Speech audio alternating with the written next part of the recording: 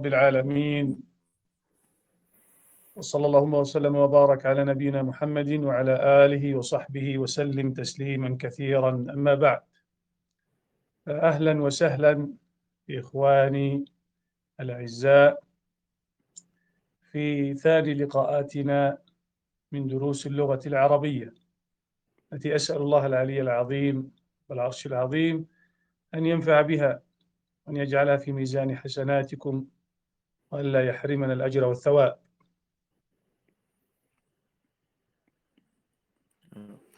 Bismillahirrahmanirrahim. Урматтуу шейх хафизахулла, Аллах аны сактаган болсун. Аллах таалага мактоолорду айтып, андан соң пайгамбар саллаллаху алейхи вассалам салаваттарды айткан соң айтат: урматтуу туугандар, бир туугандар силерди, мусулман бир туугандар силерди ушул араб тили боюнча деген экинчи сабакка, экинчи жолугушка кош келипсиңер дейт. Жана билүү улуу жана бийик жана билүүчү Аллах тааладан, улуу арштын Роббисинен сураймын. Ушул чогулушту деген силердин жакшылык амалдарга, таразаңардын кыямат күнү жакшылык жагына кылган болсун, жана берекелүү, пайдалуу болгон болсун дейт. كنا قد طلبنا من الإخوة في الدرس الماضي أنهم يسجلون بعض المقاطع الصوتية والكتابية للحروف التي تمت دراستها بالأمس، فهل اطلعتم عليها أم باقي؟ Өткөнкү сабакта деген биз талап кылган элек дейт, биз тапшырма берген элек бир туугандарга. Ошо көчөгөнү биз өткөн кээ бир сабактарды, кээ бир тамгаларды алгандар боюнча деген силер видео жаздырышыңар керек эле. Анан ошону кылдыңарбы же да калдыбы дейт туугандар.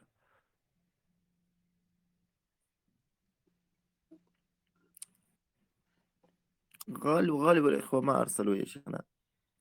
طيب، هل عدم إرسالهم لعدم تمكنهم من فهمها بالأمس أم لانشغالهم؟ يعني أنهم لم يفهموها جيدا؟ Анан сурап жатат. Ошо көбүнчө сабакка чыккандар жөнөткөн жок. Анан сурап жатат мисалы. Эмне себептен жөнөткөн жоксуздар? Түшүнбөй калгандыктанбы? Же болбосо убактыңар болбой калгандыктанбы дейт.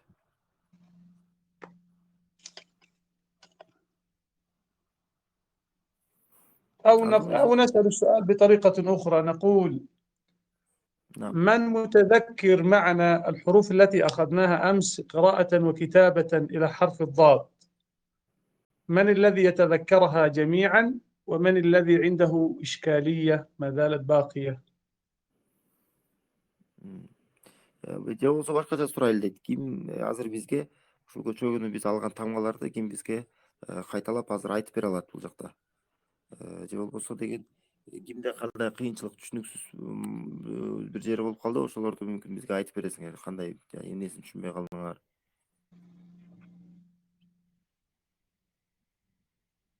Ким айтып бере алат көчөгү алган тамгаларды?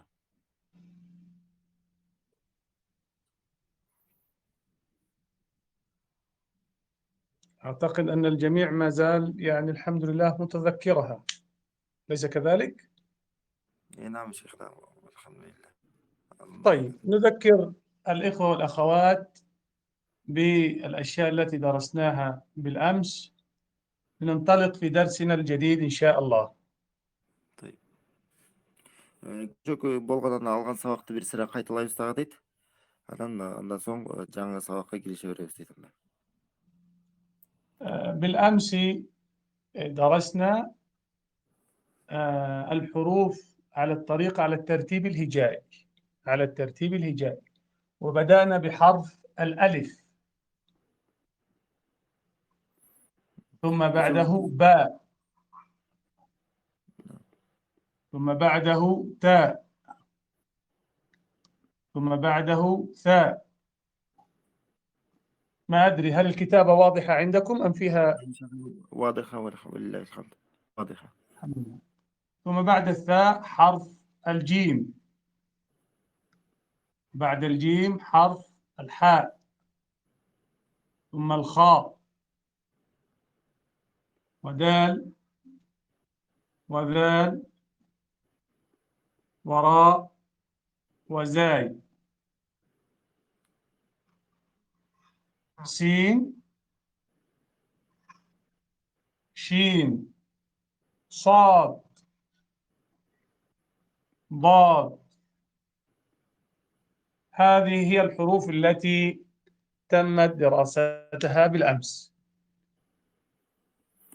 Şeyh айтат, мына ушул тамгаларды азыр мына алдыңыздарда көрүп турган тамгалар мына бул ушу араб тилиндеги тартиби боюнча деген биз көчөгөдө сабакта алган элек дейт. Мына бул алдыңардагы тамгалар. Мына көзүңүздөр шейх дагы айтып чыкты. Мына алиф тамгасы, ба, та, са, жим, ха, хо, дал, зал, ро, зай, син, шин, сод, бод. Ушул тамгаларды بارك الله فيك. көчөгүдө сабакта биз алган элек. وعرفنا أن أميز حروف اللغة العربية وأقواها هو حرف الضاد، لذلك تسمى اللغة العربية لغة الضاد. ويقال من ضمن الملح أن أول من نطق بحرف الضاد هو إسماعيل عليه السلام. فالحرف الضاد حرف قوي وتسمى اللغة حرف الضاد. Мына дара айтып кеткен элек, мына могул эң акыркы көчөгү биз сабакта алган тамга дот тамгасы. Бул араб тилиндеги эң оор, кыйын, катуу тамга болуп эсептелет да. Ушул себептүү дагы араб тили дагы өзү ушул дот тамгасынын тили деп дагы аталат. Башкача ошо араб тилинде айтып коет, мына ошо дот тамгасынын тили деп дагы айтышат да. Анан дагы минтип айткандар да бар. Эң биринчи ушул тамганы айткан адам бул деген Исмаил алейхиссалам болгон дейт. Пайгамбар Исмаил алейхиссалам болгон дейт. Эң биринчи ушул тамганы айткан. نكمل بعد ذلك بحرفين جديدين نضيفهما إلى الخزينة اللغوية التي عندنا، وهما حرف الطاء والظاء. طاء ظاء. هل واضح الكتابة عندك يا شيخ إسماعيل؟ نعم شيخنا واضح. طاء ظاء طاء ظاء. Кийинки эми тамгаларды уланта беребиз дейт. Силердин өзүңөрдө болгон тил ошо тилдеги казынаңарды толуктап дейт. Айтат, бул эми кийинки эки тамга, мына бул көзүңүздөр көрүп турган бул по тамгасы жана зо тамгасы. طاء ظاء طاء ظاء. نلاحظ أن حرف الطاء قريب في رسمه من حرف الصاد، فالاختلاف الذي بينهما في الرسم أن هذا ليست عليه ألف وهذا له ألف طويلة، وهذا في النهاية يكون أسفل السطر وهذا دائما على السطر، فهو يتشابه في الرسم إلى حد ما مع حرف الصاد، الطاء مع الصاد. Мына бул жакта байкасаңыздар, мына бул то тамгасы менен сот тамгасы экөө окшош келет дейт. Экөө окшош келет. Анан айырмачылыктары деген мына бул то тамгасында деген ушундай өзүнүн мындай алиф линиясы болуп турат, мына алифтей болгон ошол деген өйдө турат. А сот болсо мындай аяк жагы ылдыйга түшүп кетет. Линиянын ылдый жагына, асты жагына түшүп кетет. Жалпысынан караса мына башталышы эмне экөөнүн башталыштары окшош. Бирок айырмачылыктары да бар.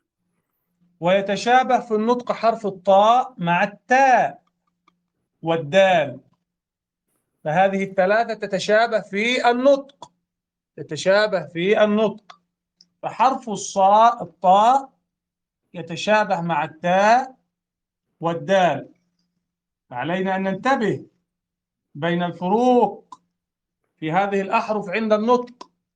هذا تاء وهذا طاء. تاء طا تاء طا، وهذا الدال دال. Дагы бул жакта устаз айтып кетип атат, бул мына 3 тамганын айырмасын билишибиз керек дейт. Мына 3 тамга окшош келет дейт. Мына айтылууда. Кайсы тамгалар? Мына то тамгасы азыркы то, анан та бар, мына көчөгүнкү биз башында алган. Анан даль бар. Даль. Даль деген бар. Анан мына то, та, анан даль. Мына ушул 3 тамганы айтууда айырмачылыгына биз көңүл бурушубуз керек дейт. أما حرف الضاء فهو يتشابه مع حرف الضاد في الرسم، وكذلك في النطق، كلاهما قريب من بعضهما البعض. ضاء وضاد، ضاء وضاد. وأيضا تتشابه الضاء في النطق مع الثاء من ناحية خروج اللسان، تسمى الحروف اللثوية. ثاء ضاء، ثاء ضاء ذال، ثاء ضاء ذال، ثاء ذال ضاء. نفرق ونستشعر الفرق حين النطق، والجميع ينطق وهو جالس الآن ويفرق. ضاء ضاء، وهذا تاء تاء، هذه فيها رقة وهذه فيها رقة، لكن هذا فيه ضخامة وفخامة، ويسمى من حروف التفخيم. ضاء ضاء. Дагы мына байкасаңыздар, бул жакта мына во тамгасы, до тамгасы менен экөө окшош келет. Окшоштуктар бар. Жазууда дагы, айтууда дагы. Эмне? Во тамгасы менен до тамгасы экөө окшош келет. Ошондой эле дагы бул до тамгасы деген, бул деген бул лафавия деген тамгаларга кирет. Ал 3 тамга. Бул во, анан са, анан заль. Көчөгүнкү алган тамгаларда мына во, анан са, анан заль үчөөнү тең. Биз көчөгүндө айтып кеткендей, айтууда эмне болот? Кичине тил тиштерге тиет дагы, алдыга чыгып турат дагы. Анан ушулар хуруф лафавия деп айтылат. Ушундай тил чыга турган тамгалар боюнча да. Анан бирок айырмачылыктары кандай? Бул во деген мындай катуу көрсөтөр, мындай кичине фахама деп коет, мындай кичине катуураак айтылат. Ал эми са менен заль мындай жумшагыраак айтылат да, жумшагыраак айтылат. الحروف الجديدة التي معنا، الحروف، هل الجميع يستطيع نطق وكتابة هذه الحروف أم عنده إشكالية؟ من كانت عنده إشكالية فليرفع يديه مثلا ويقول عندي إشكالية في النطق أو في الكتابة. Жана суроо берип жатат, эми баарыңыздар эле ушул эки тамганы жаза аласыңарбы, жана айта аласыңарбы? Кимде эгерде кыйынчылык болгон болсо, бир айтууда же жазууда, анда колуңуздарды көтөрүңүздөр дейт. Жана дагы айта кетчү нерсе, мен айтпай калган экем, шейх азыр айтып атканда силер дагы артынан кайталап өзүңөр тилиңерди көндүрүп айтып тургула тамгаларда. Ким түшүнбөй калды демесең, колуңуздарды көтөрүңүздөр. Же эгерде бир кандай бир айта албай атсаңар ушу тамгаларда. هل أحد عنده إشكالية أم الجميع يعني الحمد لله تفهم الأمر؟ نعم، الآن رفع يده الأخ. طيب، نريد أن نعرف موطن الإشكالية، هل في النطق أم في الكتابة؟ Sizde ne kандай түшүнүксүз болуп атат? Айтуудабы же жазуудабы дейт. Айтууда тоону кандай башкача да айтып коюшат го. Кандай? Тоону бир башкача айтышат го. Тоо деп басып айтып ошол жагында.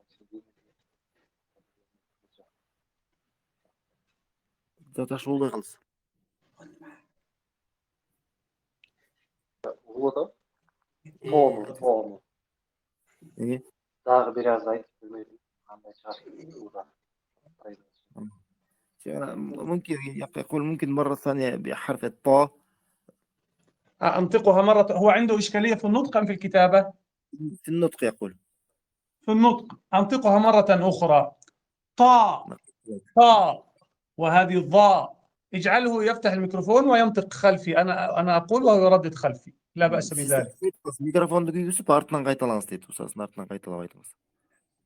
وكل من عنده إشكالية يفتح الميكروفون ويشترك معنا في النطق. كل من كانت عنده إشكالية في نطقها الحرفين يفتح الميكروفون ويردد خلفي. Жанагы бар кимде эгерде дагы ушундай кыйынчылык болуп аткан болсо айтууда тамганы, анда аларды силер дагы микрофонуңуздарды күйгүзүп устаздын артынан кайталасаңыздар болот. نبدأ الآن. نعم تفضل. طا طا. أحسنت، نطق سليم. طا. أريد صوتا قويا. طا.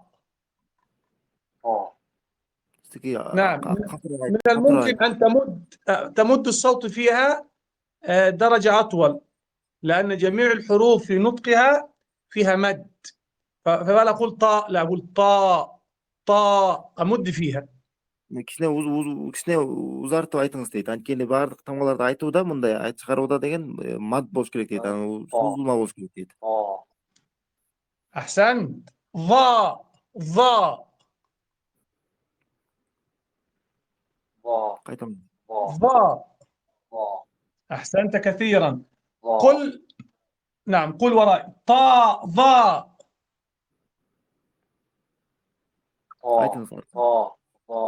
أحسنت. طيب أنا سأضع، ما دمت فتحت الميكروفون سأضع الإشارة على أحد الحروف وأنت تنطق لي أحد الحروف. ما اسم هذا الحرف؟ Siz азыр устаз тамгаларга көрсөтөт, ошолорду кайталап айтышыңыз керек болот дейт. Бул кайсы тамга? أحسنت. مد صوتك، قول جيم. мындай созулма кылып айтыңыз дейт. Созулма болуп. Жим деп мындай узартып. طيب ما اسم هذا الحرف؟ را. جميل، بارك الله فيك. وهذا الحرف؟ صاد. جميل. وهذا؟ طا. جميل. وهذا؟ ما شاء الله، أنت أفضل مني، بارك الله فيك، ما شاء الله. Мен да жакшыраак айтат экенсиз дейт. Машалла. جيد، جزاك الله خير. إذا ما دام أتقنا الحرفين، هل أحد ثاني عنده إشكالية أم ننتقل للحروف الجديدة؟ Дагы кимде түшүнүксүздөр барбы, же болсо кийинки тамгаларга өтөрөбүзбү дейт. Эгерде түшүнбөй жатсаңыздар, тартмай колуңуздарды көтөрүңүздөр. Мүмкүнчүлүк бар кезде колдонуңуздар. Колуңуздарды берип. نبدأ الحروف الجديدة؟ نعم شيخنا، نبدأ بالحروف الجديدة. طيب، بعد حرف الطاء والظاء يقابلنا حرفان جديدان، هو حرف العين. عين. العين رأسها أعلى وجسدها أسفل، هذا عين، هذا يسمى حرف العين. وخلفه مباشرة أخوه حرف الغين، هذا عين وهذا غين. عين غين عين غين عين غين. Кийинки дагы биз ала турган кийинки тамгалар бул айын тамгасы. Муну жазылышы ушундай болот дейт. Мына бул башы жана чийин деген линиянын үстүндө болот. Өзүнүн денеси болсо анын астында түшүп кетет дейт. Астына түшүп кетет. Бул айын тамгасы. Жана мунун эле бир тууганы бар. Муну бир тууган дейт. Бул гойн тамгасы. Бул дагы ошо жазылуусу так эле ошондой, бирок үстүндө чекити бар. الجميع يحاول أن يكتب خلف معنى الحروف حرفا حرفا، يحاول يقلدنا في رسم الحرف، كيف يتم رسم الحرف، حتى إذا انتهينا ننظر على الرسومات كاملة ونصحح الأخطاء التي فيها. Биз азыр сабакта отургандар баарыңыздар дагы өзүңүздөр ушу тамгаларды жазыңыздар. Анан кийин силер жазганыңыздарды карап, анан тууралайбыз. Ким кандай туура жазды, ким туура эмес жазды. Силер да сабакка катышып отуруңуздар. طيب، هذا حرف العين والغين. عين غين عين غين عين غين. طا ظا عين غين. طا ظا عين غين. طاء ضاء عين غين. Ушинтип мына устаздын артынан да кайталап туруңуздар. Азыр тамгаларды айткан сайын артынан кайталап айтууңуздарды тууралап турасыздар. Мына көрдүңөрбү, мына ушу 4 тамганы алдык. По, во, айн, гойн. Айн, гойн, по, во.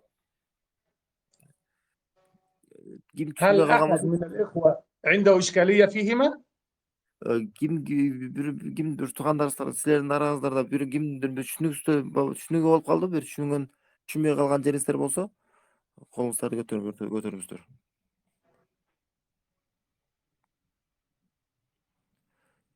Колуңуздарды көтөрүңүздөр. Өзгөчө айын тамгасында бизде каталар көп болот да. Тартынбай эле айтыңыздар, тууралаңыздар.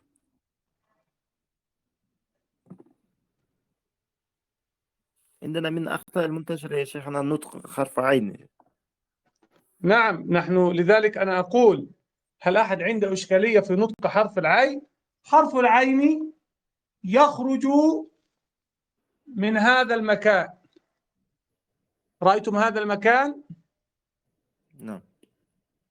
هذا حرف عين тамгасы мына عين ушул жактан чыгат дейт. Мына устаз көрсөтүп атат, мына ушул жактан дейт, мына тамактан. من هذا المكان. عين عين عين عين، هذا مخرجه الصحيح. Туура чыккандыгы мына ушул жактан чыгат дейт тамга.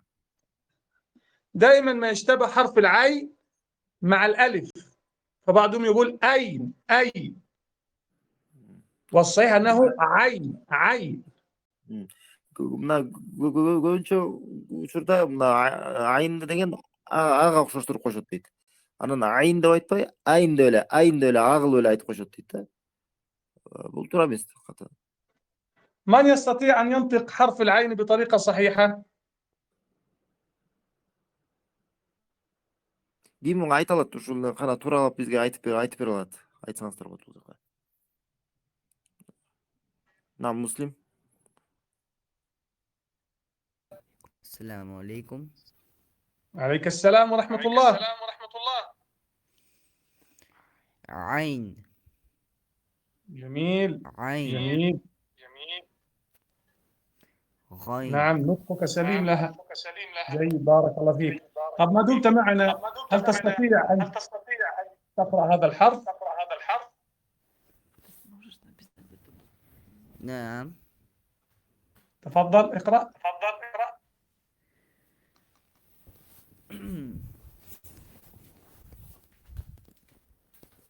Кайталап айтып устаздын артынан ушул десе. Айтканыңыз тамгалар жакшы чыгат экен дейт. Эми азыр сен микрофон күйгүзгөндөн кийин булардын баарында кайталап устаз көрсөткөндөрдү айтып тур Муслим. Микрофонду күйгүз дагы алдыгы тамгаларды айтып.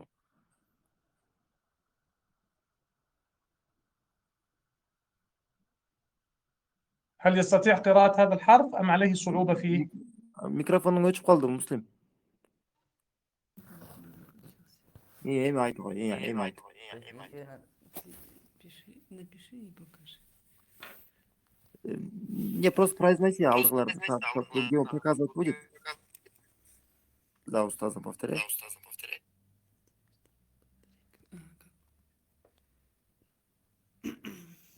أي الحرف هنا هو الآن شغلة لا بأس بذلك، سنراجع عليها إلى أن نصل إلى حفظها حفظا. طيب، هل يستطيع أن يقرأ هذا الحرف؟ نعم. Муслим микрофонду күйгүзүп, мына алды устаз көрсөткөн тамганы айта аласыңбы? Айтсаң.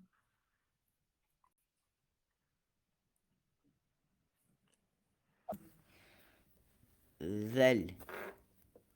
أحسنت. وهذا ثاء. جميل. طاء. أحسنت. ظا. عين. غين. رائع، بارك الله فيك، رائع جدا. وشيخنا طيب. هناك طلب من إحدى الأخوات، هي سأل عن كيفية وضع اللسان. ربما لو تسمح أن تبين كل مرات في مكان أين نضع اللسان في يعني عند النطق. طيب أنا سأظهر أمام الكاميرا الآن. نعم. Tildi qayoqqa qo'yish kerak? طبعا So'rov kelganda mына shayx tushuntirib beraman deydi hozir. هذه تسمى الأسنان العليا وهذه السفلى. Bul üstünkü ılgıy tişleri mına. Üstünkü ılgıy tişleri deb aytiladi.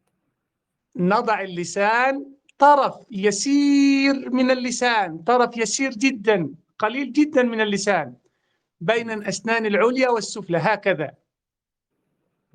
Alan til kiçnele mınday uçun ele deyt. Mına uşunday mına üstünkü jana ılgıy tişlerini mına ortasına uşunday kılıp çıgarabız deyt. Uşunday çıgat. لا نخرجه كثيرا هكذا، لا خطأ، ولا نبقاه في الداخل خطأ، بل نخرجه قليلا هكذا. فنقول Aybay köp daha çıkarıp salbayız deyt. Jana içine de kaltırıp kalbayız deyt. Mına kiçnele mına ustad görsetkendey kiçnele çıgarabız daga anан uşuntürüp aytabız deyt.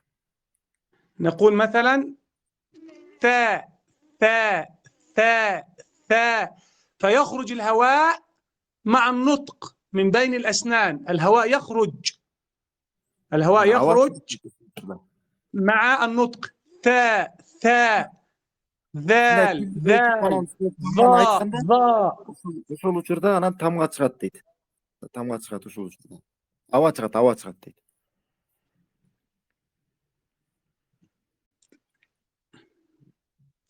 واضح الآن؟ Tushunib oldu? Şeyhna واضح elhamdülillah. الحمد لله. طيب ننتقل إلى الحروف الجديدة أم بقيت إشكالية في القديمة؟ Dagı tamgalarga ötөрөбүzбү же бул буга чейинки тамгалар менен дагы кандай бир түшүнүксүздөр түшүнбөй калган жерлер болдубу?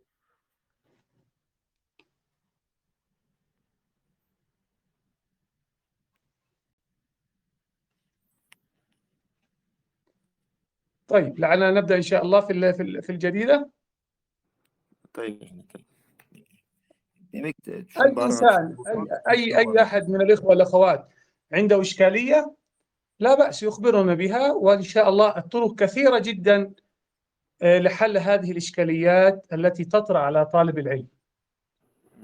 Эгерде бир кандай бир түшүнүксүз учурлар болуп калган болсо, анда сурасаңыздар болот. Жана бул ошол силер түшүнбөй калган жактарды тууралай турган көптөгөн жолдор бар дейт. Көптөгөн жолдор бар. دقيقة شيخنا هناك سؤال من أحد الإخوة. تفضل. ayta beriңiz.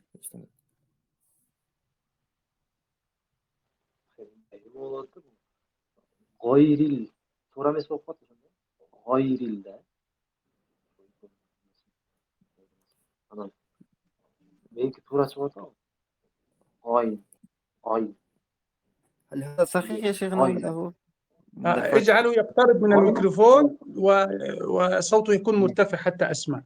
Mikrofonga жакыныраак отурсаңыз сиздики жакшы угулбай атат. Сизге жанатан бери жакшы угулбай атат. Шейхти укпай атыптыр. Наушник мен болчу.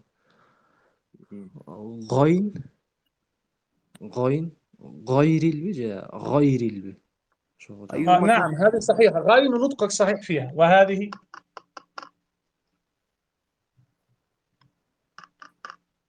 لا هو شيخنا يسأل عن غير المغضوبة أي نطقان عنده أيهما صحيح؟ اجعله يعيدها. قيت الأساس غير الأساس. غيرل أو غيرل. غير المغضوب. غير. ما شاء الله. جزاك الله خيرا. وجزاك خيرا بارك الله فيك. طيب نبدأ في حروفنا الجديدة أم بقيت إشكاليات؟ Дагы түшүнбөй калган жактарыңар барбы же жаңыларды баштай берели дейт. طيب شيخنا نبدأ بالجديدة. نبدأ. بعد حرف العين والغاي يأتي حرف جديد اسمه حرف فاء.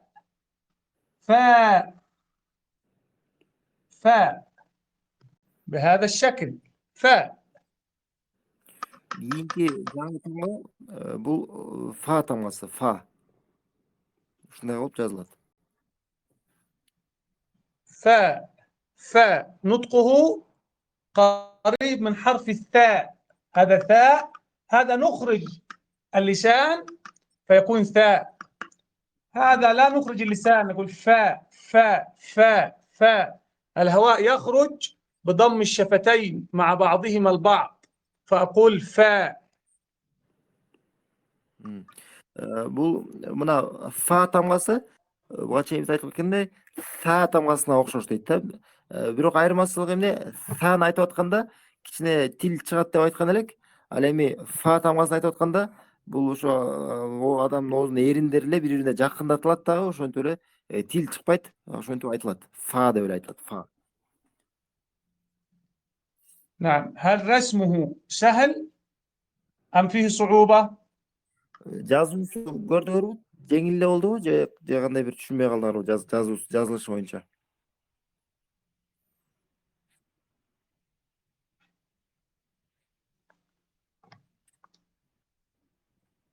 طيب، الحرف الجديد الذي معنا بعد الفاء حرف قاف. قاف. Кийинки حرف биздин القاف. тамга бул каф тамгасы. Каф.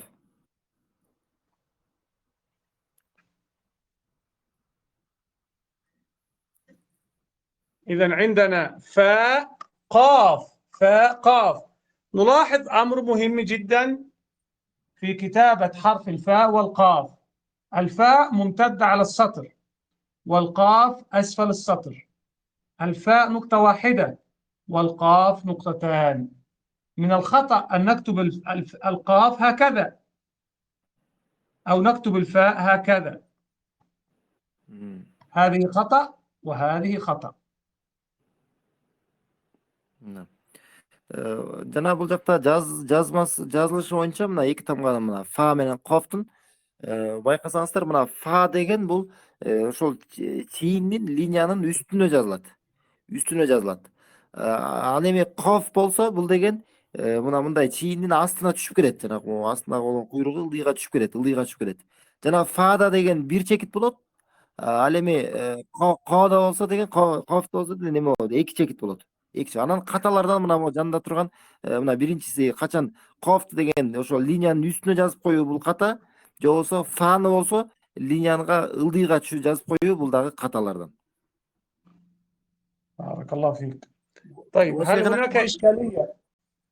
نعم وأيضا هناك سؤال يعني طلب من إحدى الأخوات، هي كتب يعني دائما لما تبين لنا حرف جديد هل ممكن أن تشرح يعني أين نضع اللسان هكذا؟ نعم شيخنا. نعم، لا بأس لا بأس لا بأس. جزاك الله. حرف الفاء. نعم. تفضل. Сурадыңыздар, ар бир тамганы айтып атканда тилди каяка коюш керек деп түшүндүрө кетсеңиз дейт. Ооба, иншалла түшүндүрүп берип турам деди иншалла. حرف القاف يخرج من أعلى الحنك من الداخل. قاف قاف قاف قاف قاف. هذا حرف القاف. هذا قاف من أعلى الحنك، أعلى نقطة في الحنك، أعلى نقطة في الداخل هنا يخرج منها حرف القاف. قاف قاف. Каф тамгасы мына бул алел ханак деп коет. Могу тамактын деген эң өйдөңкү жагы, эң үстүңкү болгон жагынан ошол ичкинин эң үстүңкү жагынан ушул жактан айтылат дейт. Ошо тамганын чыга турган жери. Каф деп айтылат. Өзүңүздөр да усасын артынан кайталап айтып туруңуздар. وعرفنا أن الفاء فاء فاء فاء فاء فاء. أضم الشفة السفلى مع الشفة العليا، ثم أدفع الهواء من الداخل للخارج وأنطق الفاء. فاء فاء. أضم الشفة السفلى مع العليا والهواء من الداخل بقوة، يخرج معي حرف الفاء صحيحا. فاء فاء. мына туура айтылышы боюнча мына көрдүңөрбү, үстүңкү менен ылдыйкы эринде мына бири бирине жакындатылат дагы. Жанагы оозу ачылганда ошо аба чыгып, ошо менен бирге мына фа деп мына ушул тамга айтылат, туура айтылат. نعم. إذا عندنا حرف القاف. من يقرأ لنا حرف الفاء والقاف؟ Ким айтып берет, ким окуп берет мына ушул эки тамганын акыркы фа менен коф тамгасын ким айтат?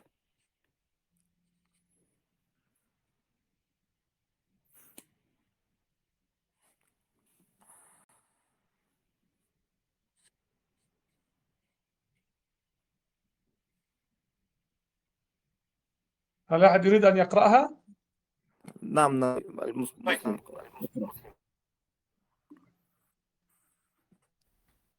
ميكروفون включил брат.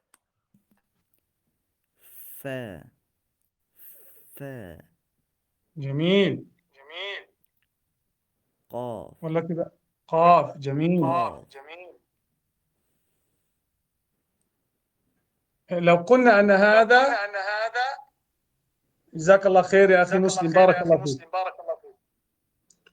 هذا يعني رقبة الإنسان، وهذا حلقومه، وهذا فمه. سنشرح من أين تخرج الحروف إن شاء الله في النهاية، أو مع كل حرف سأقول لك من أين نخرج. حرف الفاء، ترجم هذه يا أخي بارك الله فيك الشيخ. Бул жактан сизде азыр ушул сүрөт менен көрсөтүп берип турат. Устаз түшүндүрүп берип турат дейт. Азыр ар бир тамга кайсыл жактан чыгат. Бул ошо адамдын оозу мисалы бул кекиртеги мына ушул сүрөттөн көрүп, мойнун көрүп турасыздар. من هذا المكان، من أسفل من هذا المكان هنا يخرج أول حرف معنا حرف الحاء. حاء من هنا. حاء. Ха деген тамга мына ушул жактан чыгат дейт. Мына эң ылдыйкы жактан чыгат дейт. وأيضا يخرج حرف من فوقه بشيء بسيط، يخرج حرف العين. عين. عين. Жана андан кичине эле өйдөрөөк жагында андан айын тамгасы чыгат. Айын. Андан эле кичине өйдөрөөк жагында. وأيضا يخرج حرف الألف. Ошол эле так эле ошол жерден алиф тамгасы чыгат. А деп айтып койсо алиф деген. وحرف الهاء سندرسه إن شاء الله بعد قليل. هاء. Жана ошондой эле муну жакында мына азырдагы жаңы ала турган тамгабыз бар. Мына ха тамгасы да ушул жактан чыгат. Ха деген тамга. وفي الأعلى هنا، أعلى الحنك هنا في هذا المكان، يخرج حرف الخاء والغاء في هذا المكان. Жана бул тамактын мына могул эң өйдөңкү жагында бул жактар мына могул эки тамга чыгат. Бул ха тамгасы жана га тамгасы. وبجواره يخرج حرف القاف. قاف بجوار الخاء في أعلى الحنك. Бул дагы мына ошо тамактын деген өйдөңкү жагы болуп калат. Бул дагы ошол жана тамгаларга жакын каф деген тамга. Каф. نعم قاف. طيب طبعا حرف الفاء والباء من هنا. الفاء والباء من الشفتين. فاء باء فاء باء. لو كررت النطق ستجد أنهما متقاربين. فاء باء فاء باء، فهما متقاربان في الرسم ومتقاربان في المخرج. Жана могул эриндерден бул эки тамга чыгат. Бул фа анан ба тамгасы. Көрсөңүздөр айтылышында да жакын, жазылышында да жакын болуп келет. Фа анан ба.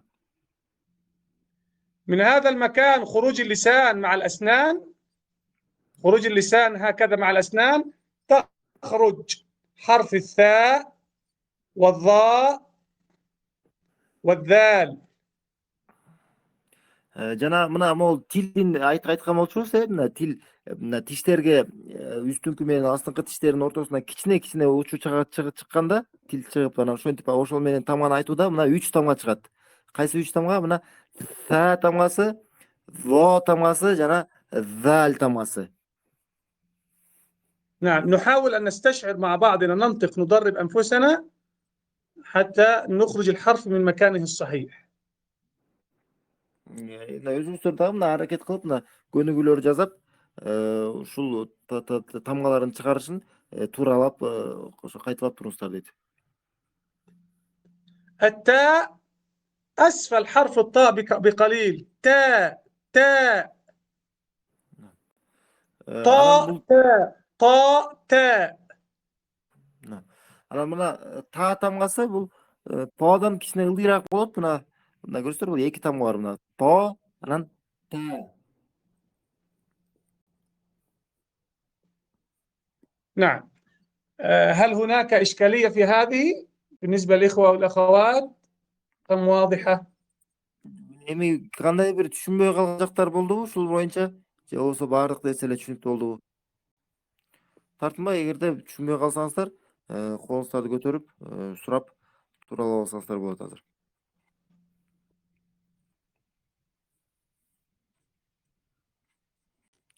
نعم شيخنا واضح والحمد لله. طيب الحمد لله. إذا نأخذ حرفان جديدان معنا بإذن الله تعالى، وهو حرف كاف. كاف وهو يكتب على استقامة السطر، مرتكزا على السطر. كاف هكذا يكون رسمه. Кийинки биздин тамга бул kaf тамгасы, kaf. Бул мына так эле ошол линиянын үстүнө жазылат, так эле линияга жазылат. Бул ошо kaf тамгасы. مخرج الكاف قريب من مخرج القاف لكنه أسفل منه بقليلا. كاف قاف كاف قاف. Эми бул kaf тамгасынын чыга турган жери бул ошо qafга жакыныраак, бирок андан эле кичине ылдыйраак болот. Ошо тамактан айтып атканда мына qaf деген бар, өйдө жактан айтылат, андан ылдыйраак kaf деп айтат.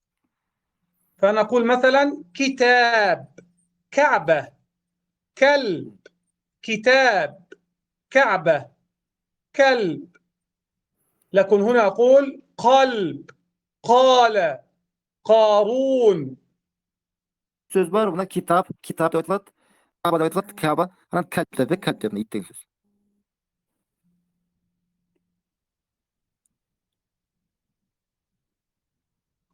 واضحة؟ هل أحد عنده إشكالية في نطقها أم شيء؟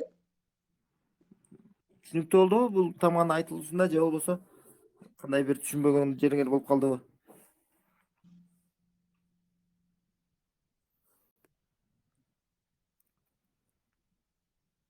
طيب ننتقل لحرف جديد. نعم شيخنا ننتقل. الحمد لله. ننتقل لحرف جديد. الحرف الذي معنا الجديد هو حرف لام، وهو حرف من الحروف التي تنزل أسفل السطر. لام لام. Эми кийинки биз менен болгон биякта тамга бул lam тамгасы. Lam кичине могул куйрук жагы деген кичине ошо линиянын ылдый жагына түшүп кетет. وهو يخرج من هذه الجهة من الأضراس. عندنا ضرس وعندنا سن، تعرف الأضراس؟ حرف اللام يخرج من الجهة اليمنى في التقاء الأضراس، الضرس الأسفل. لام لام لام. الضرس الأعلى مش هنا اليمنى.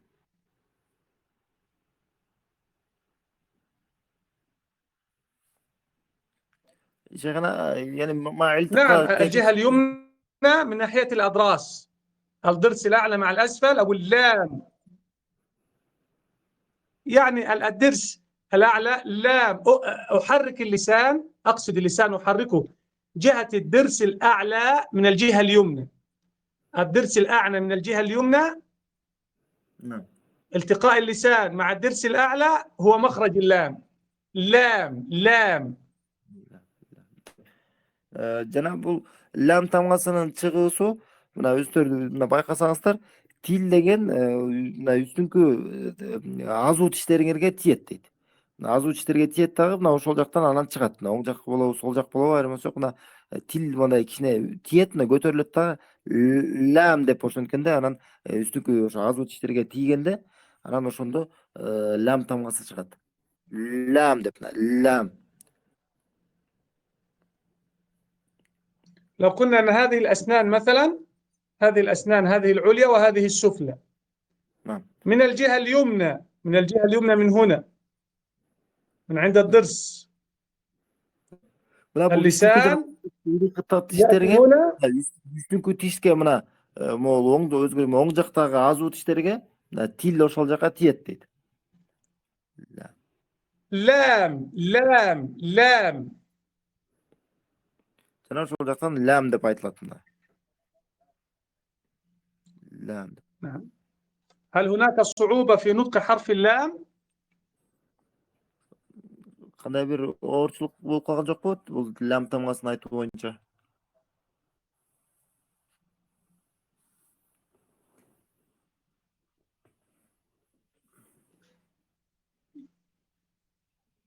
Айта берсеңиз Самат. Микрофон өчүп калды. أرى أنه ليست هناك Угулуп атабы? Эми угулду. تفضل. Меники үстүңкү таңдайга тийип атат да. Обязательно сөзсүз түрдө тиги бир капталдагы эмеге азуу тишке тийиш керекпи же лам деп мисалы таңдайга тийип атса деле үстүңкү меники чыккан сыяктуу болот да. يشانه ويصل نعم تفضل. أن لسانه الآن يلصق بالحنق ليس بالضرس ويقول إذا لابد من يعني يلصق بالضرس أو يعني الحنق عند نطق حرف اللام. لا، هو أهم شيء عندي، أهم شيء يخرجه بالنطق الصحيح. قل لام هكذا أخي الفاضل، قل لام. Эң маанилүүсү дейт, эшопту эң башкысы туура айткан болсоңуз дейт, туура айтып аткан болсоңуз. Мына азыр кайталасаңыз, мына микрофонду күйгүзүп айтыңыз. لام. كرر أكثر من مرة. كرر. لام. أحسنت، هذا هو المخرج الصحيح. لام. أحسنت، أنت هكذا تخرجها إخراجا صحيحا. أحسنت. Жакшы дейт, ушул айтканыңыз туура дейт, мына ушул туура эле.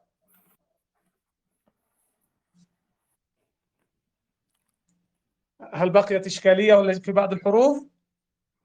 Дагы кандай бир түшүнбөй калган жерлериңиздер барбы? Таңдар боюнча.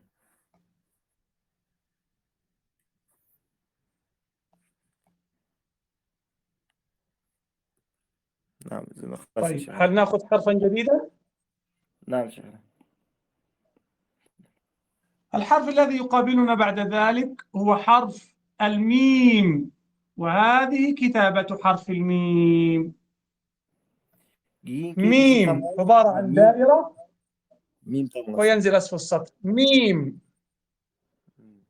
Бул ушундай өзү ошо линияга жазат дагы, анан берки куйрук жагы ылдый жакка түшүп кетет. أيضا حرف الميم يزاحم حرف الفاء والباء. ميم يزاحمهم في نفس المكان، المخرج الكلي. ميم فاء باء ميم فاء باء ميم. Мим тамгасы бул фа менен бага жакын болот. Фа, ба, анан мим айтылыштары ушул баары тең эриндерден чыгат. أظن أن حرف الميم يعني من الحروف السهلة، أم هناك فيه إشكالية أيضا؟ نعم شيخنا. Айтат эми бул эң жеңил эле тамгалардан, мындакта түшүнбөстүк болбош керек. طيب، بعد حرف الميم يأتي معنا حرف نون. نون. Мимден кийинки биздин тамга бул нун тамгасы. Нун. تبقى في حرف النون غنة من الخيشوم من الأنف. نون. Бирок бул жакта мына нунда деген нун деп айтып атканда бул жакта ошо гумна деп коебуз, мисалы могу биз мурун жактан дагы бир ушундай аба чыгат. نون ميم نون ميم نون. Мим анан нун көрдүңүздөр, мына экөөндө тең кичине ошол мурун жактан дагы кичине аба чыгат. ميم نون. أظن أن رسمهم يعني سهل أم فيه صعوبة على الإخوة والأخوات؟ الميم والنون Болуш керек эмне, же болбосо жазгандыгы боюнча дагы эгерде түшүнүксүздөр болсо айтыңыз дагы.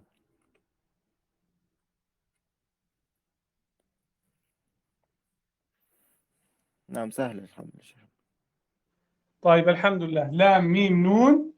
الحرف الذي بعد النون حرف الهاء، رسمه هكذا هاء. Кийинки тамга бул деген ха тамгасы. Ха. Жазылышы ушундай мына өзүңүз көргөндөй. هذا الرسم الصحيح حرف الهاء. Туура والهاء жазылышы. كما قلنا أنه يخرج من نفس هذا المخرج.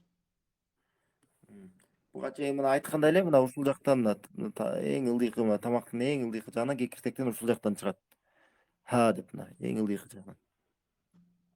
من الحلق أو من الجوف، تسمى الحروف الحلقية أو الجوفية. عين حاء ها. Мына кекиртектин эң ылдый жагы мына ушу тамгалар, мына айын, ха, ха, мына ушул тамгалар ушул эң ылдыйкы жактан чыгат.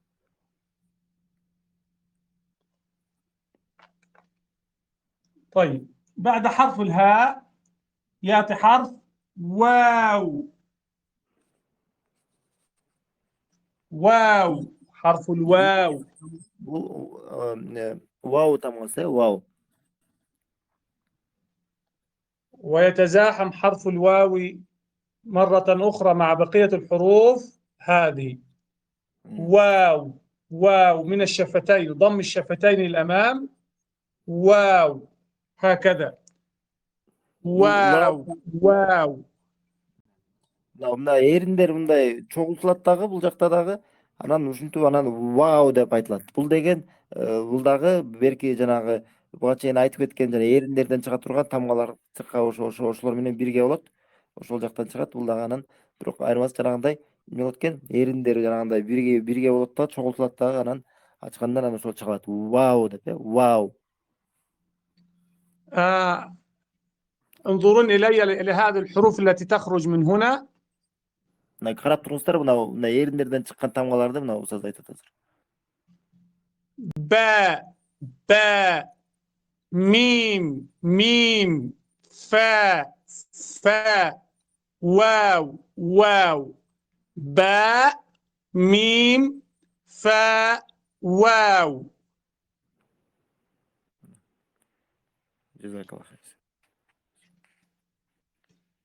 كلها خرجت من هذا المكان. Ушул тамгалардын баары тең мына ушул эриндерден чыгат.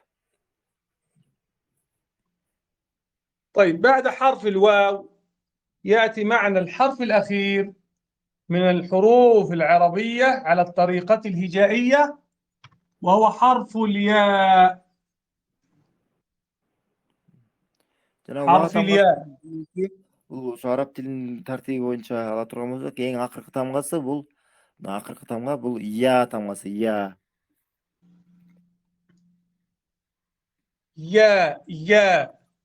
يا اللسان يعني ينحشر هنا في هذا المكان. يا في هذا المكان. يا قريب من الأسنان العليا. يا мына яны айтып атканда мына бул тил мына үстүңкү тиштерге мына кичине жакындайт. Анан ошентип айтылат мына я деп, мына я деп. Үстүңкүлөргө тийбейт да, мына жакыныраак болот да. Я деп мына ошондой айтылат. جيد. وبهذا نقول الحمد لله قد أخذنا كامل حروف اللغة العربية بخير بإذن الله تعالى.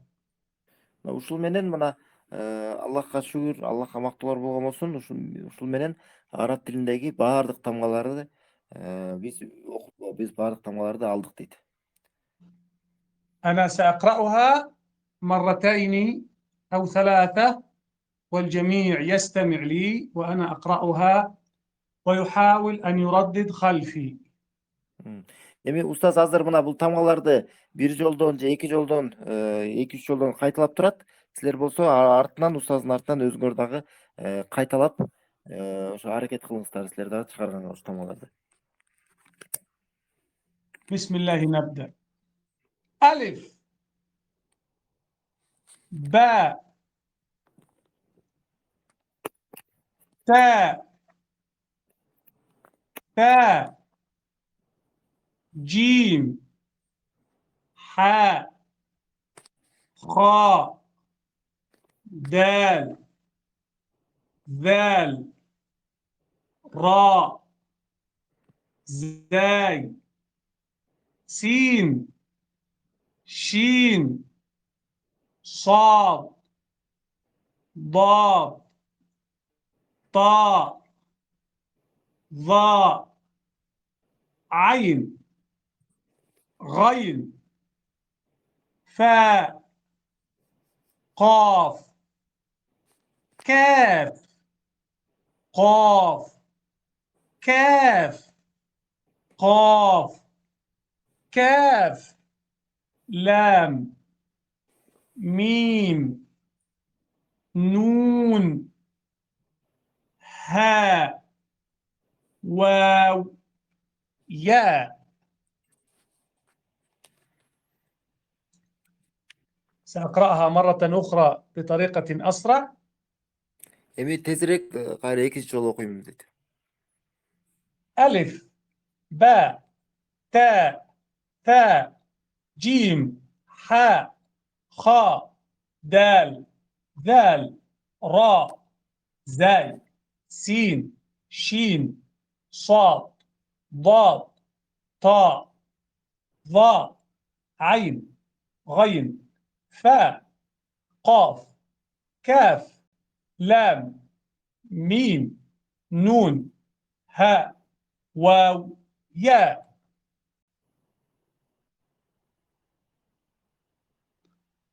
من يستطيع أن يقرأها كاملة؟ بارك الله فيكم. Эми силер дагы ким мына толук тамгалардын баарын бизге окуп бере алат?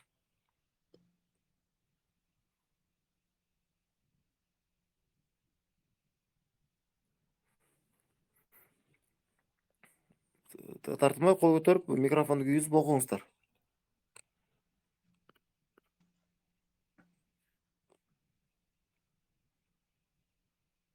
تفضل تفضل الذي عنده قدرة يتفضل بارك الله فيك. بسم الله. ألف باء تاء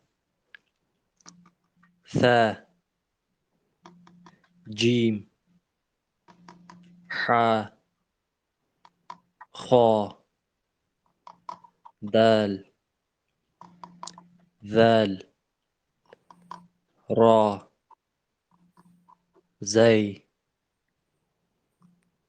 سين شين صاد ضاد طاء ظاء عين غين ثاء فاء قاف ثاء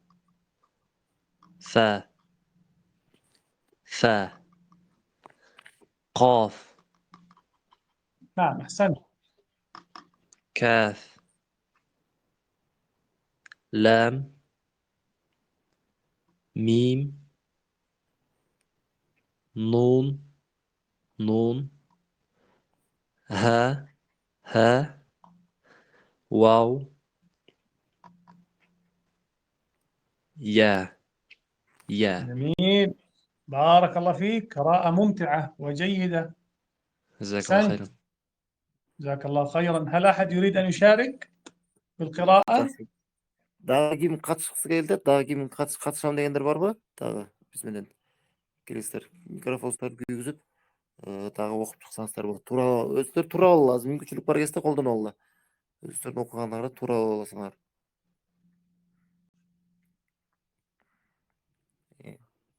Микрофонды күйгізіп айта беріңіз Мақсбек.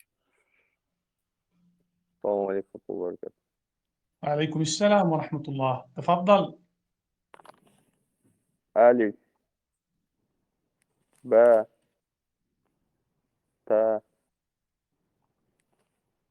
ثاء جيم خاء خاء دال زال را زي سين شين صاد ضاد ارفع طاء صوتك قليلا. Қатырақ айтыңыз деді. Үніңіз طاء шықпай жатады. طاء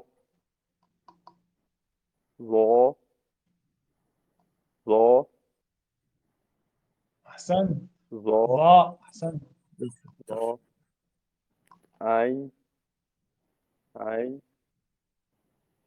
عين غين غي، أحسنت. غين فاء فاء قاف قاف كاف كاف، كاف كاف أحسنت. لا لام ميم ميم نون ها ها هاء وليس طاء، هاء هاء، ها ها أحسنت. واو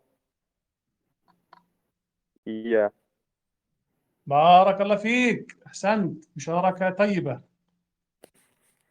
جزاك الله خير. جزاك الله خيرا. هل أحد آخر يريد أن يشارك أم نكتفي بهذه المشاركات؟ Дағы қатысамын дегендер бар ма? Же ушул қатысумен чектелебиз дейт. يا شيخنا هناك سؤال من أختنا. هي تسأل هل ممكن أن ترسل لنا هذه الصورة، لأن هي تقول أنه من قبل رأت في الكتاب لكن ما فهم شيء، لكن والآن والحمد لله هي فهمت والصورة كانت واضحة. تقول هكذا شيخنا. يعني أرسل لها هذه، أصورها وأرسلها يعني؟ يعني هي تقصد الأمكنة، المخرج يا شيخ، الذي كان سورة المخارج تقصد هذه يعني؟ نعم شيخنا هذه. لا، أبشروا أبشروا، حاضر حاضر، إن شاء الله أصورها وأرسلها لكم بإذن الله تعالى. Бұл суретті иншалла состағы суретке тартып жөнөтүп коем деді иншалла. نجد أن هناك مجموعة حروف مجتمعة في الجوف، مجموعة حروف مجتمعة في الجوف. Мына бул жактар көрсөтөрбү? Кайта бир топ тамгалар бар. Ушул ушу ички жагына, эң ылдыйкы жактан чыга турган тамгалар бар. Тамактын эң ылдыйкы жагына. حرف الحاء، الهاء، ثم الحاء، ثم الآ، ثم العين بالترتيب. هاء حاء آ ع بالترتيب هكذا. هذا الأول، الثاني، الثالث الرابع. Ушул тартип менен чыгат. Көрсөтөр мына ха тамгасы, андан соң ха тамгасы, андан соң мына алиф, мына хамза тамгасы а деп чыгат, андан соң яны үстүрүк жагында айн тамгасы. Ушунун баары тең мына тамактын эң ылдыйкы жагынан чыга турган тамгалар. يندم إليهم حرف العين والخاء، الغين والخاء في أعلى الحنك، خاء غاء خاء غاء قاء خاء غاء، كلها في المكان المرتفع هذا. Жана андан соң кичине өйдөрөк жагында бул деген хо менен го тамгасы, шакна кушуй койбойт. Андан соң мына бул бар экен, көрдүңөрбү? Мына бул таңдайдын үстүнкү жактарында болгон тамгалар. Андан кийинки эң үстүнкү жагынан бул чыга турган тамгалар бул коф менен каф, коф анан каф. أسفل من القاف حرف الكاف، قاف كاف. القاف فخمة ومرتفعة، والكاف مرققة وأسفل منها مباشرة أسفل، بينهما شيء يسير. قاف كاف. Мына бул коф деген көрдүңөрбү? Мына бул эң үстүнкү жактан, эң бийик жактан чыгып атат. Андан жакын эле, кичине эле ылдыйраак, анан кичине жумшагыраак айтыла турган тамга бул каф тамгасы, каф. Бул андан коф менен أيضا نعم تفضل شيخ. أكمل. мына коф انتهيت من هذا көрдүңөрбү? التفسير؟ Коф көрдүңөрбү? Мына эң үстүнкү жакта болуп атат. Анын жанында эле андан жеңилирээк болгон бул жумшагыраак айтылган бул каф тамгасы, каф. نعم. ويشترك معنا في الشفتين 4 أحرف: فاء، باء، واو، ميم، كلها تشترك في الشفتين. الشفتين لها عامل ودور كبير في نطق هذه الأحرف: فاء، باء، ميم، واو. لو لاحظت شفتيك ستجد أنها مرة تنضم ومرة تنطبق ومرة تنفرج، هكذا في هذا المكان. Мына анан кийинки мына бул эки ошо эриндерден чыга турган тамгалар, мына бул фа тамгасы, мим тамгасы, ба, вау. Көрдүңбү? Мына ушул 4 тамганын тең айтып баары тең бул ошол эриндер буякта деген катышат да муну айтып атканда. Жанагы кээде байкасаңыздар ошо эриндериңер мындай жыйналган болот, кээде болсо мындай бириктирилген болот, кээде учурда кичине мындай ачык болуп калып калган болот. Эң башкысы эмне? Бул эриндерден чыга турган тамгалар. الحمد لله. يبقى عندنا بعض الحروف التي تخرج من داخل الحنك مثل حرف التاء هنا، وفوقه الطاء، تاء، طاء. Кийинки мына ооздун ичинен чыга турган дагы тамгалар калды. Бул мисалы та тамгасы сыяктуу жана по тамгасы сыяктуу. بالترتيب يعني الدال تكون أسفل شيء: دال، تاء، طاء، دال، تاء، طاء. كلما ارتفعنا كلما كان في الصوت فخامة وقوة. دال، تاء، طاء. Эң ылдыйкысы мына эң жеңилирээк болгону бул дал тамгасы, андан кийин та тамгасы, андан кийин по тамгасы. Мына көрдүңөрбү? Мына катуураак айтуусу мына күчөйө берет. Мына эң жеңил айсы бул деген дал болот, жумшак айтылганы. Андан кийин та тамгасы, андан эң катуусу бул по тамгасы. وقلنا أن هذا يخرج منه الضاد في هذا المكان، وقد عرفنا ضاد، لام. Андан кийин бул андан дагы ооздон дагы тереңирээк жактан айтыла турган тамга бул бот тамгасы жана лам тамгасы. بوت أنا لام. والراء والزاي، نعم، والراء والزاي يخرجون من هذا المكان. راء، التقاء اللسان مع أعلى الحنك مع وجود ذبذبة بسيطة، يسمى راء. راء راء راء راء. Жанам бул жакта мына кийинки айтыла турган тамга бул ро тамгасы. Ро тамгасы качан могу тамактын таңдайдын деген үстүнкү жактарына тил кичине тиет.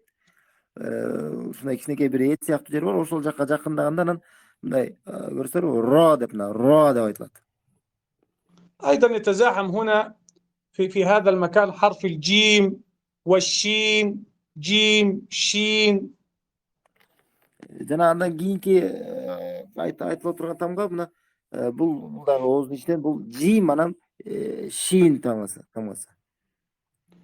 نعم، والحروف أيضا التي معنا الأخرى الحروف اللثوية: حرف الثاء والضاء والذال، ثاء، ضاء، ذال، مع خروج اللسان شيئا يسيرا. бул жанагы алласави деген тамгалар деп айткан болчубуз. Эмнелер жана тил кичине чыгат дагы теки ошо үстүнкү жанагы ылдыйкы тиштердин ортосунда кичине эле учу тилдин учу чыгып туруп анан айтыла турган тамгалар бул 3 тамга деген болчубуз. Кайсылар? Са, зо, анан заль. Са, зо, анан заль.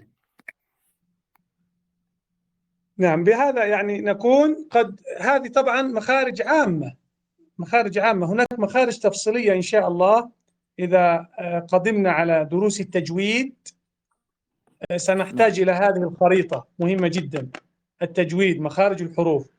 ولكن نحن نأخذها كبداية مبسطة بهذا الشكل حتى تساعدنا على النطق السليم.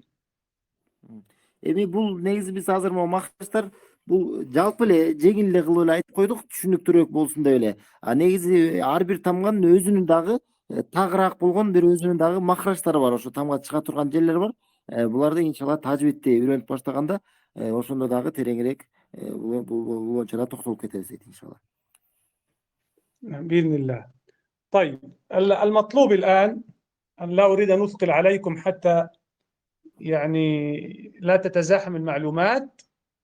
المطلوب منكم بإذن الله تعالى الاجتهاد في إرسال فيديو أو صوت لهذه الأحرف مكتوبة ومقروءة، فيديو صغير مكتوبة ومقروءة حتى نستطيع أن نصوب الأخطاء. عندنا فرصة من الآن إلى يوم الجمعة نحاول نكتبها بطريقة جيدة ونقرأها كثيرا ونتعلم ونتدرب حتى تنجز معنا في الوقت، تنجز معنا في الوقت. وبإذن الله الحصة القادمة مهمة جدا، مهمة للغاية، يعني أرجو أن لا يتخلف فيها أحد حتى لا يضيع عليه المجهود. Кийинки мына эме айтат устаз ушул менен эме сиздерге дагы аябай көп оор болуп кетпесин деп ушул менен сабакты аяктайбыз дейт. Бирок мына силердин мына келе турган кийинки сабак мына кийинки келе турган жумага чейин дагы убактыңар көп дейт. Ошо мен силерден үмүт кыламын дейт. Силер аракет кылыңыздар дейт. Жана видеону тартып жөнөткөнгө өзүңүздөр ошол могу тамгаларды жазгандыгарды ошону видеого тартып жана тамгалардын баарын тең силер өзүңөр окуп айтып ошентип анан видео кылып жөнөтүңүздөр. Эгерде видео кылып жөнөтпөсөңөр аудио кылып деле жөнөтсөңүздөр деле болот. Анан айтат устаз кийинки келе турган сабакка чейин мына убакыт бар. Жана кийинки бизге боло турган сабак өтө маанилүү дейт. Ошол сабакты дагы өткөрүп салбагыла дейт. Өтө аракет кылгыла катышканга дейт. وإن أي أحد أراد الاستفسار عن شيء في خلال هذه المدة الواتس موجود، يرسل لي رسالة وأنا أوضح له هذا الأمر بإذن الله تعالى. يكتب لنا عندي إشكالية في رسم هذا الحرف أو في نطق هذا الحرف وهكذا، لا بأس بأن يعني نتبادل المعلومات مع بعضنا البعض في خلال هذه المدة. Эми ушул убакыттын азыр убакыт бар деп айттык, кийинки мына жума күнгө чейин. Жана эгерде ушул күндөр сиздерде бир кандайдыр бир түшүнбөстүк болуп калса, жазуу боюнча же айтуу боюнча болсо, мына WhatsApp бар дейт, байланышсаңыздар болот. Иншалла түшүндүрүп берип айтып беребиз дейт иншалла.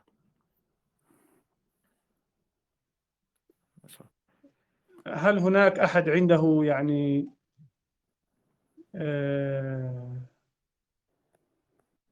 سؤال ولا شيء بالنسبة لهذا الأمر؟ Эми кимде дагы ушул маселелер боюнча кандай бир сурооңуздар барбы? Сурооңуздар болсо, айтса ушул маселе боюнча берсеңиздер болот.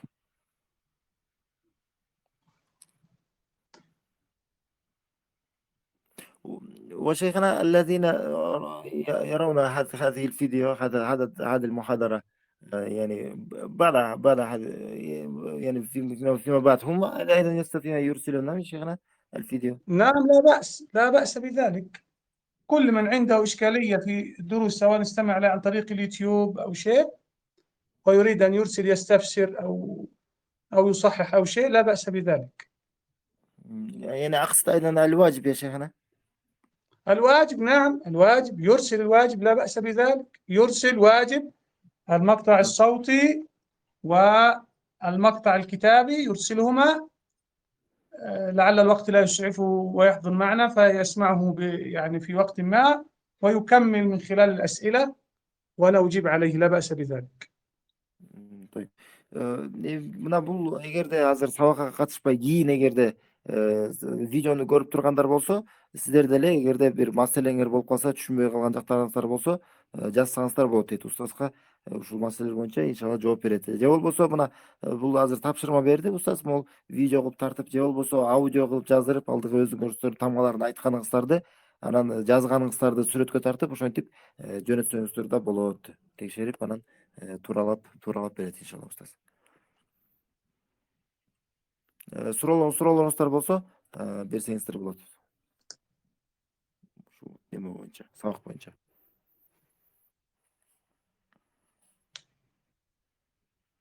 هل هناك أي أسئلة خاصة بهذا الدرس أو بغيره؟ Ушул сабак боюнча же болбосо башка суроолоруңуздар барбы?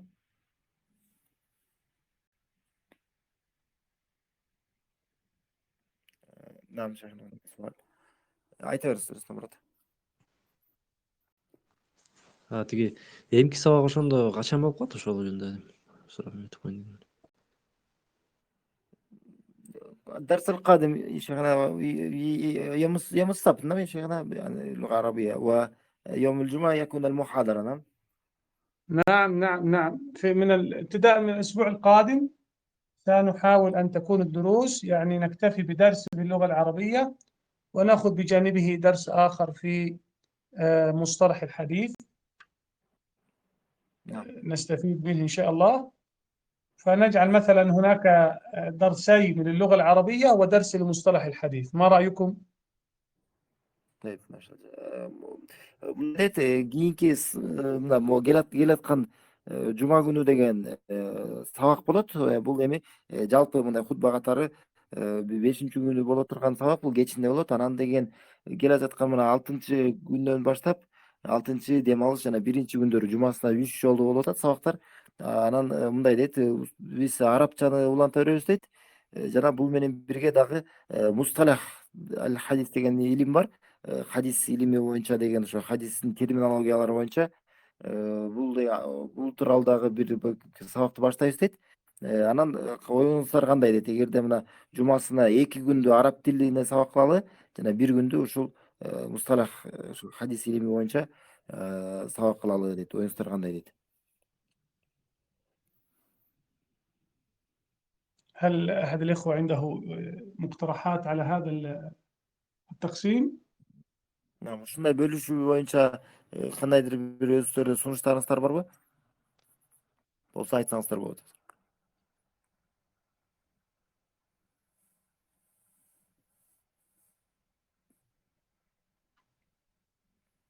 حتى لو أحد عنده يعني اقتراحات أو شيء يرسلها لا بأس بذلك. Эгерде дагы кийин эгерде кандай бир сунуштарыңар же бир кошумчаңыздар болгон болсо, иншалла жөнөтсөңүздөр болот, айтсаңыздар болот. لكن هل هناك أسئلة أخرى الآن في درسنا أو في غيره؟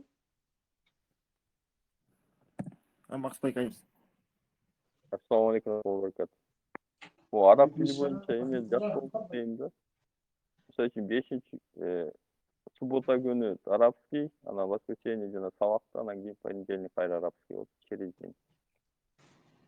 Чтобы могли подготовиться дейм да. Машалла, жакшы. Машалла, түшүнүктүү. Шейхана, машалла, фикра جميلة من أخينا.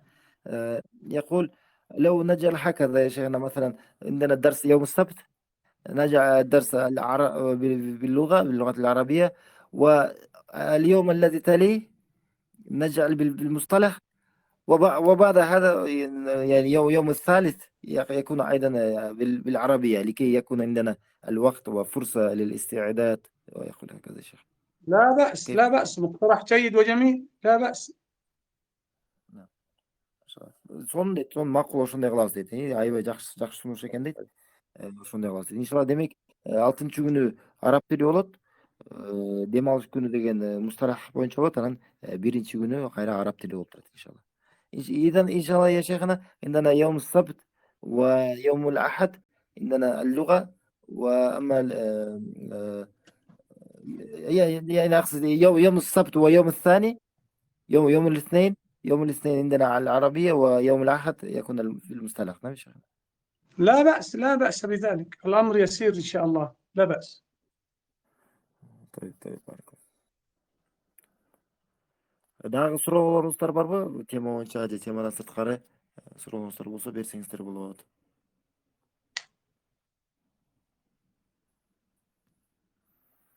يقولون شيخنا أن الصورة كان واضحة جدا، وجزاك الله خيرا، وما شاء الله. وكانوا ما يفهمون من قبل لما رأوا هذه الأشياء في الكتاب.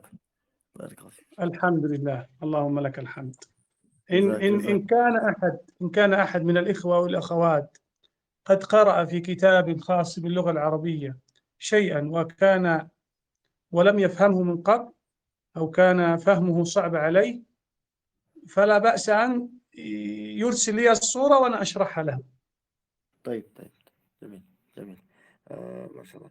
мындай өздөрү айтыңыздар, жазып жөнөттүңөр. Аябай сүрөттөр түшүнүктүү болду. Кээ бир биз башка китептерден көргөндө түшүнбөй калган элек деп, анан ушинтип ушуга айтсам, анан айтат, эгерде неме дейт, эгерде дагы башка дагы китептерден араб тили боюнча эгерде бир түшүнбөй калган жактарыңыздар болсо деле сүрөткө тартып жөнөттүңүздөр болсо, сурооңорду мен деле ошолорду түшүндүрүп берүүгө жардам берип турам дейт иншалlah. جزاك الله خير يا شيخنا الفاضل، بارك الله فيك.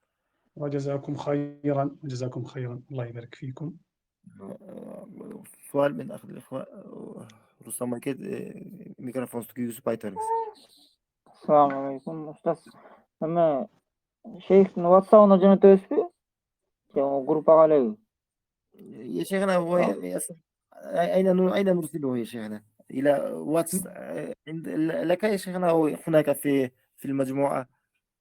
لا في الواتس عادي، سواء في المجموعة أو في الواتس، لا بأس، في أي مكان شاء لا بأس. يعني رقم التليفون الذي عندك اعطي لهم، ولا بأس بذلك إن شاء الله. طيب لا بأس. إن أراد على المجموعة، إن أراد في الواتس لا بأس. طيب شيخنا، ولا لا بأس أن أضع أنا في المجموعة شيخنا رقمك والواتس كما تحبون، الأمر يسير إن شاء الله. جزاكم الله خير شيخنا. Устаздын өзүнө да жөнөтсөңүздөр болот.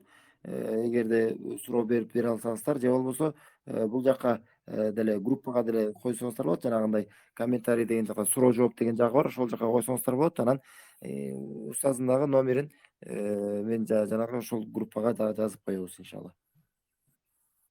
WhatsApp'тагы номерин жазсаңыздар болот. بارك الله فيك، جزاك الله خير.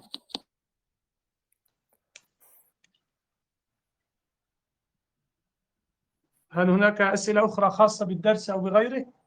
Дагы суроолоруңуздар барбы? Сабак менен байланыштуу же сабактан сырткары?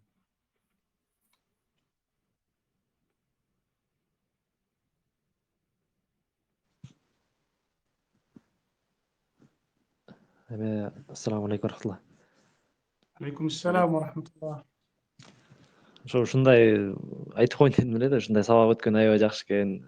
Шейх, жазакалла хайрын. Аллах разы болсун. Баракаллах фик. Аябай түшүнүктүү болот экен. يقول أخونا يا شيخنا هذا يعني في الدرس في هذه الطريقة ما شاء الله مفيدة جدا والواضحة، ويقول جزاك الله خير يا شيخنا، والله يرضى عنك يا شيخنا. بارك الله فيك. جزاه الله خيرا ونفع الله به، وجعل هذا العمل خالص لوجهه الكريم. نسأل الله أن يجعله خالصا لوجهه. Шейх айтат, Аллах Таала сизден да разы болгон болсун дейт. Жана ушул ишти деген Аллах Тааланын жүзүнө жүз үчүн ыкыластуу амалдардан кылган болсун дейт.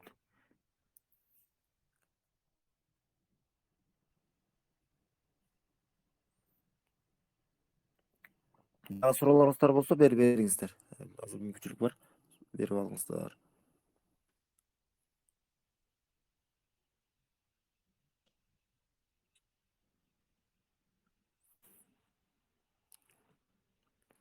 أظن يا شيخنا اليوم يعني انتهينا من الأسئلة يا شيخنا. بارك الله فيكم.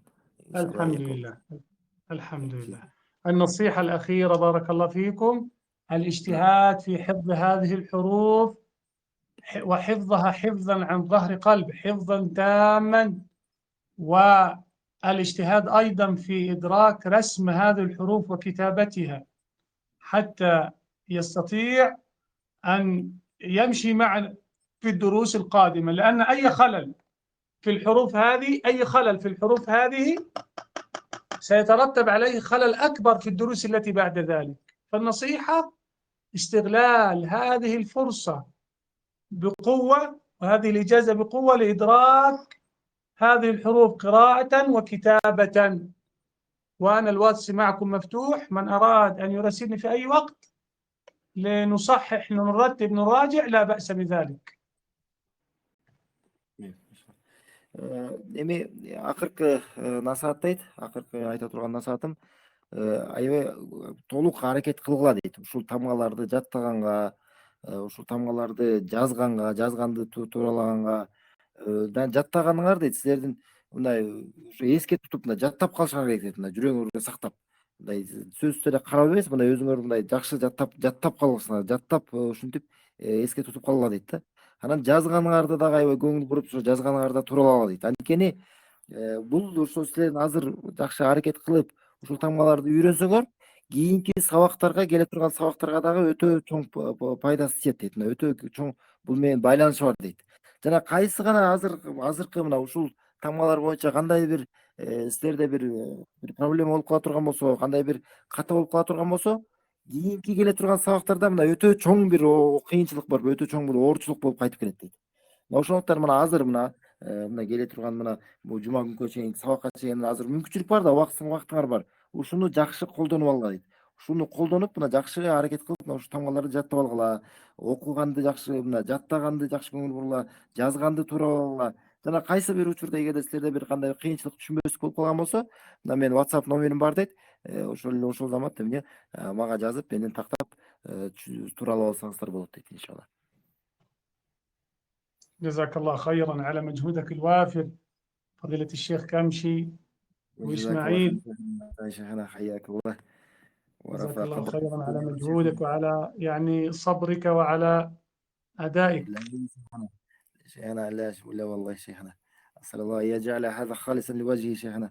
وأنت شيخنا اجتهدنا، وسبحان الله هذه الرسم وهذه الأشياء سبحان الله نحن نفرح جدا شيخنا، وشكر الله لك شيخنا، بارك الله فيك. الحمد لله أن وفقنا لهذا الأمر، ونحاول في كل مرة نستعمل الطرق الحديثة في التدريس حتى يفهم الإخوة والأخوات. وشكر الله للإخوة والأخوات الذين حضروا هذا الدرس، وشكر الله الذين سيستمعون إلى هذا الدرس ممن لم يحضر معنا في هذا اليوم. وجزاكم الله خيرا جميعا. هذا والله أعلم، وصلى الله وسلم وبارك على نبينا محمد. Мына бул жактан айткан устазга дагы сизге Аллах Таала өзү жакшылыктар берген болсун. Ушундай сизге чоң рахмат. Ушундай аракет кылып жазып бизге көрсөтүп берсеңиздер деп айтат. Аллах Таала сиздерге ушу сабыр кылып угуп бергенсиздерге жана ушундай сабактарга катышкандарга жана кийин дагы катышпай калган кийин уккандарга дагы Аллах Таала өзүнүн жакшылыктарын берген болсун дейт. Ошондой эле биз колдон келсе дагы ушундай эгерде бир жакшы бир жаңы кандай бир илим жеткизүүнүн жолдору болгон болсо сунуштаңыздар болот. Анан ошолорду колдонуп турабыз дейт. Колдонуп ушинтип сабактарды өтөрүбүз дейт. Анан аягында Аллах Таалага мактоолор айтып жана пайгамбар саллаллаху алейхи салам салаваттар айтып сабакты аяктап жатат устаз. Ва жазакаллаху хайран шейхана аль-фадил. Баракаллаху фика. Аллах яхфазак шейхана. اللهم آمين اللهم آمين اللهم آمين.